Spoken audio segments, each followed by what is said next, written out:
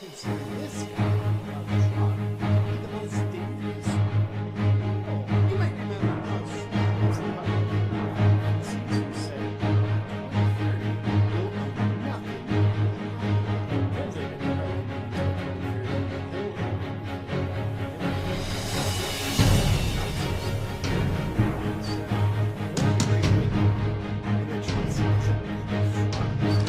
One of the features of this fourth industrial revolution is that it doesn't change what we are doing, but it changes us. The difference of this fourth industrial revolution is it doesn't change what you are doing, it changes you. If you take genetic editing, right. Just as an example, it's you who are changed. Yeah, and of course this has a big impact on your identity. Yeah. Editing your genes? Cool, I'll explain that later. But first, why do so many people consider this guy, Klaus Schwab, to be the most dangerous man in the world? Well, there's some reasons.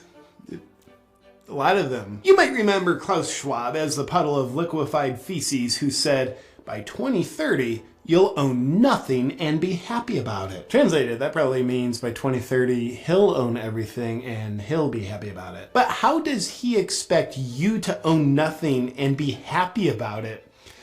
Oh, he's got a plan. Now, I'll tell you about it in a minute. But before I do, a little bit about Klaus Schwab. He's the author of COVID-19, The Great Reset. What a grand opportunity indeed. Oh, and his book was published on July 9th, 2020. Wonder how he got it written and published that fast. It's almost like maybe he pre-wrote it before he started the pandemic. I mean, before the pandemic started. Old Klaus is also the founder and chairman of the World Economic Forum, an organization that faces the public with very noble sounding goals of creating a better world. Fear-mongering about climate change and disease are big goals of theirs. Welcome to Davos. Just park your private jet over there and then go inside and pretend to be concerned about climate change. Klaus and the World Economic Forum want a worldwide digital ID system that determines your access to goods and services. It would monitor your online behavior, purchases, and biometrics. It kind of seems like he just wants to do away with the whole democratic process and give all the power to the state and whoever runs the state, the deep state. But that's based on both his words and actions, so it's probably an inaccurate observation. Was Dr. Evil's character based on this reptile? Mr. Schwab writes the following. One of the greatest lessons of the past 5 centuries in Europe and America is this. Acute crisis contribute to boosting the power of the state. It's always been the case, and there is no reason why it should be different with the pandemic. Nobody ever elected Klaus Schwab to anything. This all just sounds like conspiracy, doesn't it? The World Economic Forum are good guys. Haven't you seen the headlines they pay for? Go green, right? Right? That's probably right. They truly are good guys. Accordingly, you'll be excited to hear that the lineup of World Economic Forum speakers at their annual gathering of elites in Davos included such benevolent humanitarians like Xi Jinping, the leader of the Chinese Communist Party, who's currently committing genocide, Anthony Fauci, who's arguably currently involved in crimes against humanity, and Bill Gates, who's arguably currently involved in crimes against humanity, and Australian Prime Minister Scott Morrison, who's arguably currently involved in crimes against humanity. What a great lineup! But my favorite Economic Forum speaker of all time is this reptile, Klaus Schwab's top advisor, Dr. Yuval Noah Harari. Let's see what he has to say. Data might enable human elites to do something even more radical than just build digital dictatorships. By hacking organisms, elites may gain the power to re-engineer the future of life itself. Because once you can hack something, you can usually also engineer it. Elites hacking organisms and re-engineering life itself? Well, he's not talking about doing that to people, is he? Now, in the past, many tyrants and governments wanted to do it, but nobody understood biology well enough, and nobody had enough computing power and data to hack millions of people. Neither the Gestapo nor the KGB could do it. But soon, at least some corporations and governments will be able to systematically hack all the people. Well, I guess he was talking about doing that to people. All people, to be specific. And if indeed we succeed in hacking and engineering life, this will be not just the greatest revolution in the history of humanity. This will be the greatest revolution in biology since the very beginning of life 4 billion years ago. For 4 billion years, nothing fundamental changed. Not playing God, are you? Because that usually works out super well. Science is replacing evolution by natural selection with evolution by intelligent design. Not the intelligent design of some god above the clouds. Oh, you are playing God. Say more. Evolution by natural selection with evolution by intelligent design. Not the intelligent design of some god above the clouds, but our intelligent design and the intelligent design of our clouds. The IBM cloud, the Microsoft cloud, these are the new driving forces of evolution. Gosh, you wouldn't by chance have a plan in place on how to control people with your cloud technology, would you? And that plan isn't by chance already being implemented, is it? Today, we have the technology to hack human beings on a massive scale. Oh, so you could implement it. In this time of crisis, you have to follow science. It's often said that you should never allow a good crisis to go to waste. Sounds familiar. And I guess you are implementing it already. Didn't anyone bother telling this guy not to say any of this out loud on camera? It's a lot of evidence. Surveillance, people could look back in 100 years and identify the coronavirus epidemic as the moment when a new regime of surveillance took over, especially surveillance under the skin. My brain, my body, my life, does it belong to me or to some corporation or to the government or perhaps to the human collective? This guy's revealing the whole plan. He's gonna ruin it. The World Economic Forum, out for the good of humanity. You'll own nothing, not even your own DNA, if we have our way. Now for some additional fun facts about Klaus Schwab and the World Economic Forum.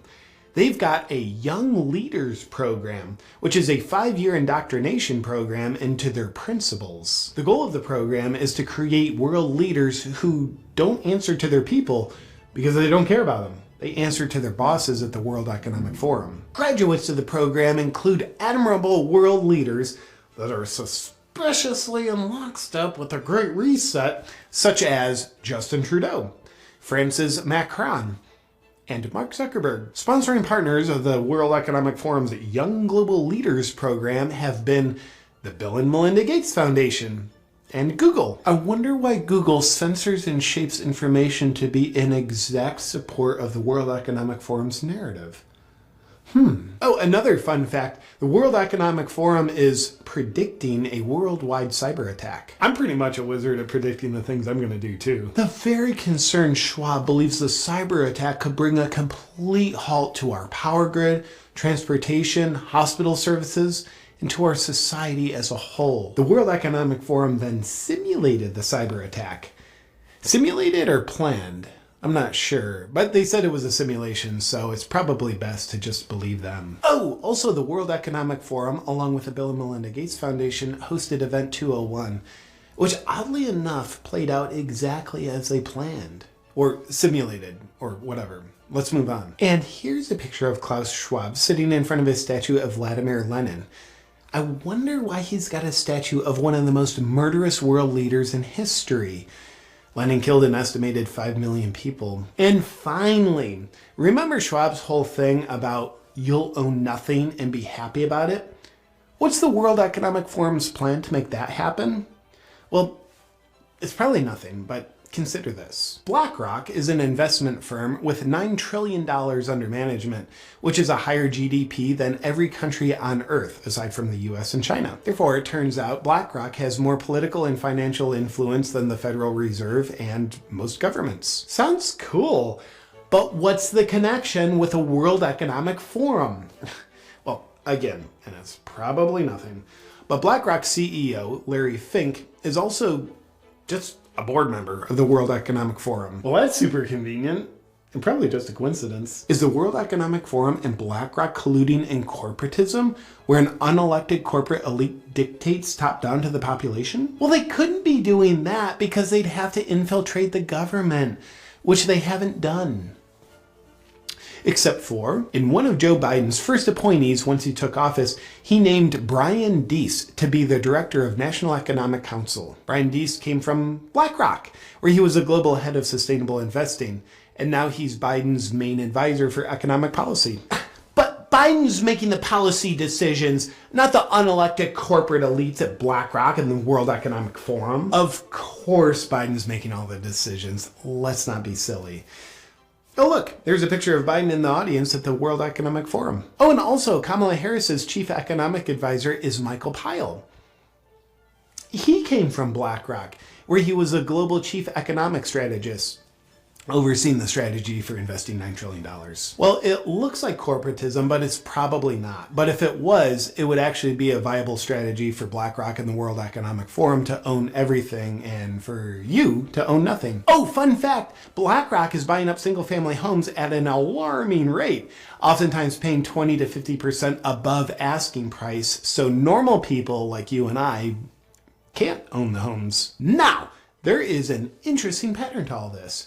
You know how you hear about ancient tyrannical rulers who would rule over their dumb people by saying things like, yeah, if you don't do all of this slave labor and let me sleep with your wives, then God's going to make you all perish in a deadly storm. Well, God told me, and because I'm elite, I have access to this knowledge and you don't. So you better do as I say or you're going to die. Well, us peasants can't perceive what the king can, so we better do as he says. Go ahead and bang my wife.